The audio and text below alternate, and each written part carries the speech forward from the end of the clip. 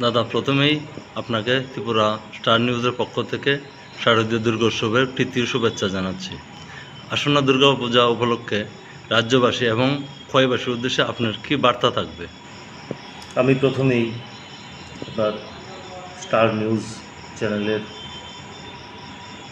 প্রত্যেক কর্মকর্তাকে আমার ব্যক্তিগত তরফ থেকে এবং তেলিয়ামুড়া জেলা কংগ্রেস কমিটির পক্ষ থেকে শারদীয়ার প্রীতি এবং শুভেচ্ছা জ্ঞাপন করছি। পাশাপাশি আমি তেলিয়ামুড়া জেলা কংগ্রেসের পক্ষ থেকে এবং আমার ব্যক্তিগত তরফ থেকে শারদীয়া দুর্গা উৎসব উপলক্ষে এই রাজ্যবাসীকে তথা খোয়াইবাসীকে আন্তরিক শুভেচ্ছা জ্ঞাপন করছি। আসন্ন দুর্গোৎসব বাঙালিদের একটা ঐতিহ্যপূর্ণ বড় উৎসব, মহান উৎসব।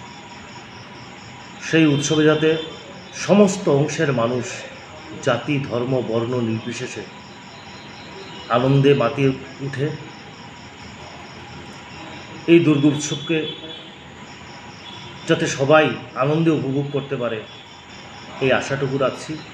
পাশাপাশি মা দুর্গার কাছে প্রার্থনা করছি, মা যেন এই রাজ্যবাসীর জন্যে সুখ শান্তি সমৃদ্ধি সম্প্রীতি নিয়ে আসেন এবং রাজ্যবাসীর মঙ্গলে ওনার যেন আশীর্বাদ বর্ষিত হয়, এই আহ্বানটুকু রাখছি। ধন্যবাদ।